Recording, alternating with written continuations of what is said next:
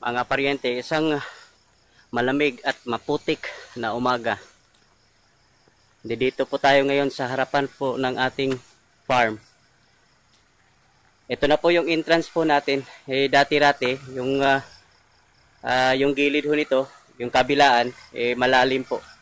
At ngayon ay natambakan na. At dati, delikado ho yung dati kasi malalim po yung dito sa gilid. At delikado pag yung papasok hindi alam, delikado ay mahulog po yung gulong dito sa gilid. At ngayon ay natambakan na po mga paryente. At dito naman sa ating entrance gate, dati may clearance po ito magmula doon sa ground level hanggang doon sa pinaka dulo po ng ating gate. Mayroon pong isang roller po yata yung clearance dati, at ngayon ay naayos na. Tapos na po yung maliligayang araw ng mga aspin, yung mga asong Pinoy na minsan pumapasok po rito, at hindi na ho sila makakapasok ngayon kasi wala na ho silang wala na ho silang mapapasukan kasi sagad na ho yung ating gate. At dito naman po sa loob, mayroon na ho kunting tayong ayusin ho rito. Dito banda, tambakan po natin ito ng konti para naman ho yung slope po na swabing-swabe. Yan. Ito na po yung yung mga natambak po natin, kulang na kulang pa po. Kasi lahat po dito, yan, tatambakan po natin ito at gawin hong parking area. At dito naman po sa sa unahan po, mayroon punong kahoy rito, Madridi Cacao, at siguro sa bandang Luzon ito ay tinatawag na kakawate. Sayang ho kasi aalisin ho ito kasi nakapagbigay rin ito ng kumbaga shade po rito. At ang gagawin na lang po rito, maggawa ho ng roundabout po rito, yung paikot, yung para bang rotonda. Yan, dito sa nalagyan ho ito ng riprap. Paikot po ito, tapos dediretso ho yun doon. At dito naman sa gitna, dito malapit sa puno po ng kakawate, pwede ho maglagay ho rito ng mga bench. Para naman po dumarami rin ho kasi mga walk-in na mamimili ho rito. At habang iniintay pa ho yung mga pinipitas pa ho yung mga binibili po nila, pwede dito sila tumatambay. Yan. At update na rin po tayo sa ating ampalaya. Gumagapang na po yung ating ampalaya. Yan. Sana po hindi ho to magkasingtulad po doon sa ating area to kung saan nakakaranas ho tayo ng pamamarako. Sa bagay, ito po yung variety pong ginagamit po natin dito sa ating area 1. Ito po ay resistant po sa pamamarako. At ito po ay pangalawang cropping na po ito.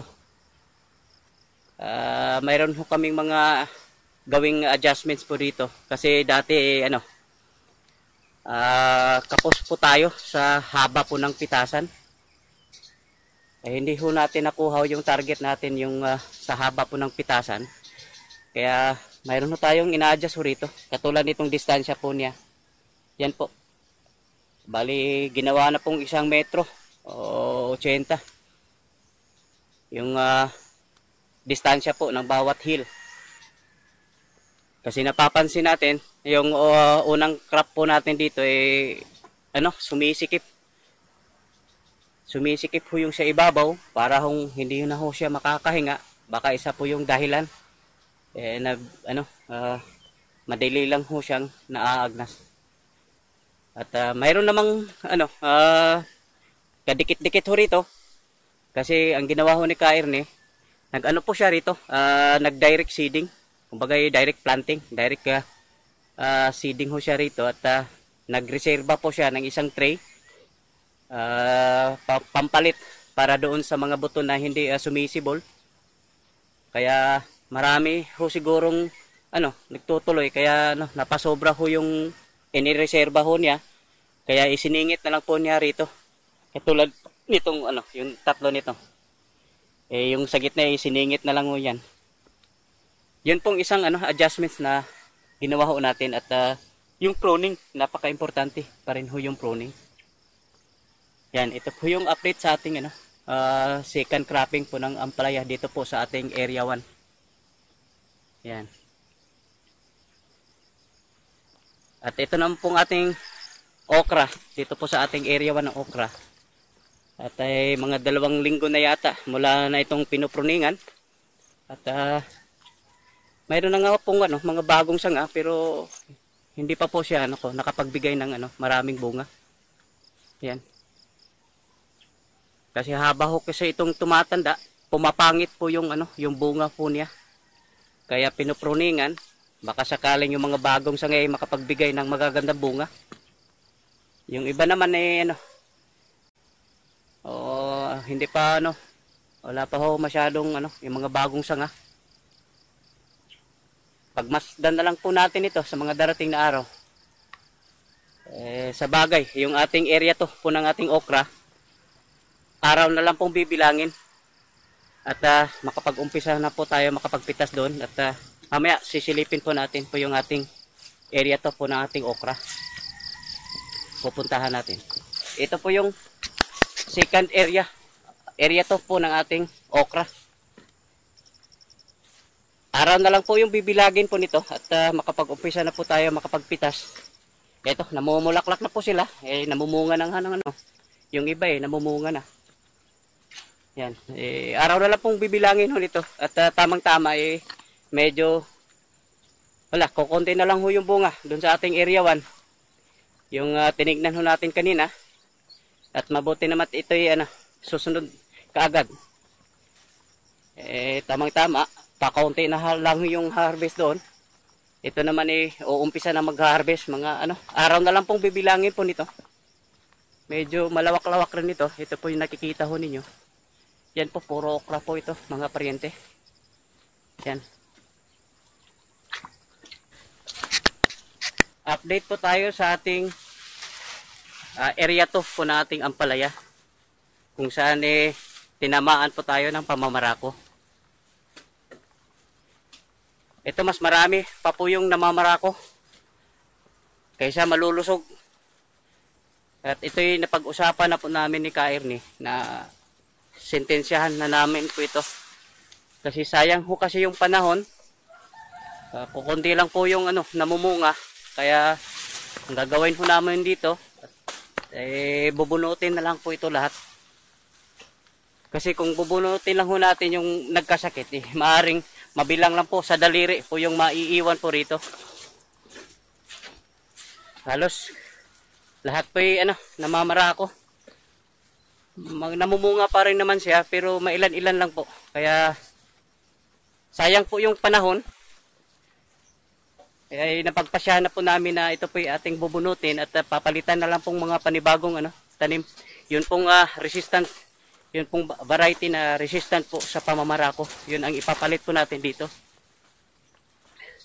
Kasi sayang din kasi ho yung panahon.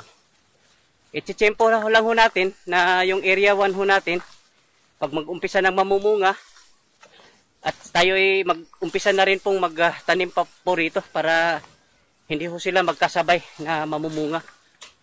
Kumbaga ito ay susunod doon sa ating area 1. Yan, naging aral po natin ito at isa po ito, naging karanasan na po natin na natamaan na po tayo ng nakaranas na po tayo ng pamamarako at matindi pala itong sakit na ito. Wala hong ligtas po rito. Pag tinamaan ka ng pamamarako, wala. Hindi ho talaga namumunga. At sabi ni Kyrie, may namumunga man pero hindi lumalaki. At tama pa yung sinasabi ng mga kagrupo po natin na ito'y wala nang silbi. Yung mga nagkasakit kasi hindi ho nakapagbigay na po ng bunga.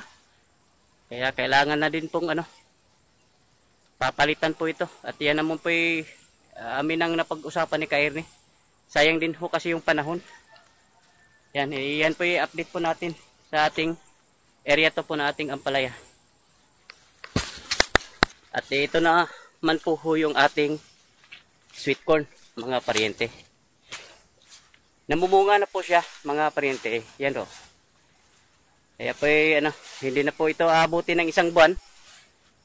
Makapagpitas na po tayo nitong ating sweet corn. Yan. Namumunga na po siya, mga paryente. Ang kagandahan nitong ating sweet corn, hindi lang, wala pong patapon po rito. Walang masasayang kasi yung bunga pwede nating ibenta. Tapos yun namang puno ko nito, ito po ibibigay po natin doon sa ating mga alagang kambing. Gustong gusto po nila po itong itong puno po ng sweet corn. Yan. Pero pag isang crop cycle lang po itong sweet corn po natin kasi ako po awang-awa dito po sa ating dragon fruit kasi yun pong dragon fruit gustong gusto po kasi nila yung sinag po ng araw, yung sikat po ng araw. Kaya ito po akong medyo nasisilungan ho sila, hindi ho sila nasinagan ng araw ng todo-todo. Full sunlight po kasi itong dragon fruit. Kaya po pag ito'y napitas na po ito na hindi na ho natin tamnan na ito ulit. Dragon fruit na lang po rito. Awang-awa nga ako kasi pag sumikat po yung araw sa tanghali lang po siya na tudong naaarawan. Kailangan ho kasi itong mga dragon fruit full sunlight. Kaya isang cropping lang po itong ating sweet corn. Yan.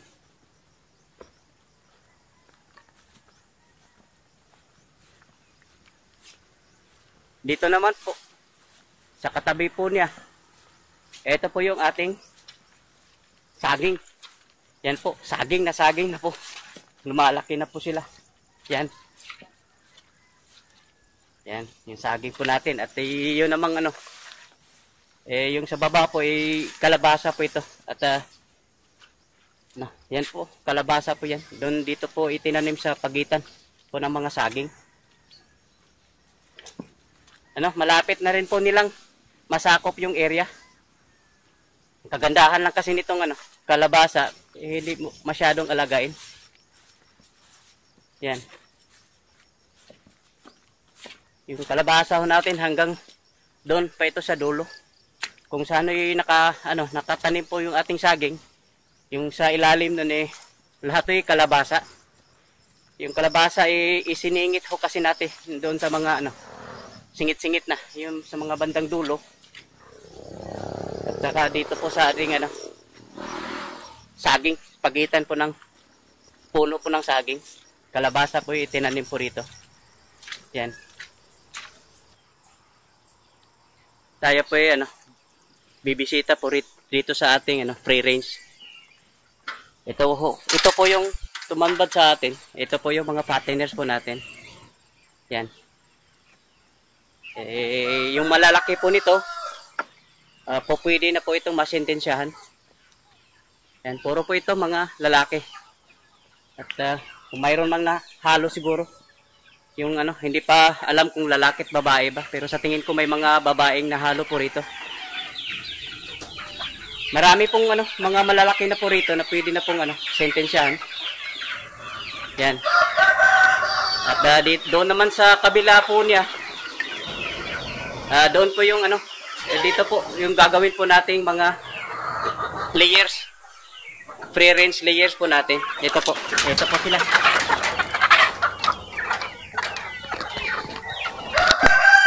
Ito po ay ano, gagawin po nating layers. Yan.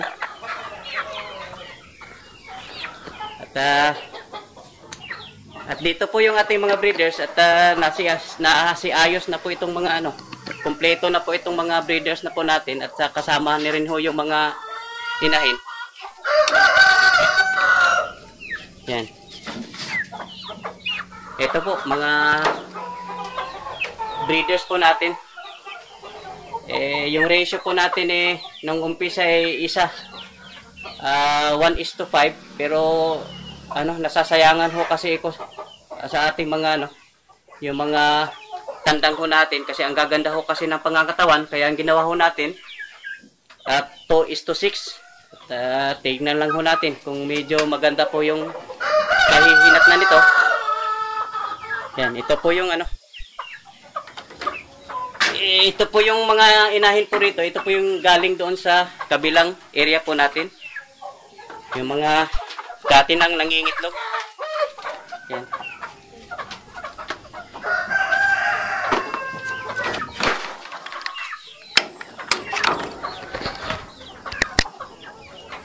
Ito. Yung lahat po nito, itong nakahilera nito, ito po yung ating breeders. Mga 7 breeding pens po ito, sila lahat. Yan. Yan po ano, mga breeders po natin. Bali, ang ginawa ho natin dito, pinagsalubong po natin po yung ano, yun pong yung mga breed po natin sa iba't ibang farm. Yung pinakaunang breed po natin, pinagsalubong po natin doon po sa ating mga manok na nanggagaling sa ibang farm. Yan. Para naman po hindi tayo mag-inbreeding.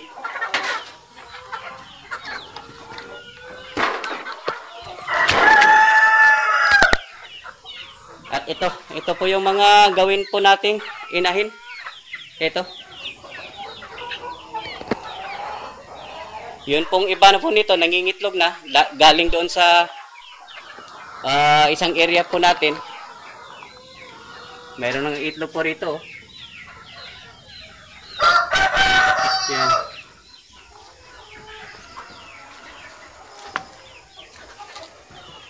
Yan, may isang itlog po rito.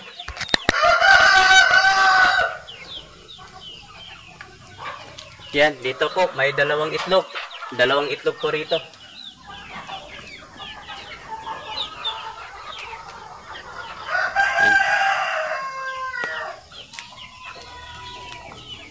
Yan.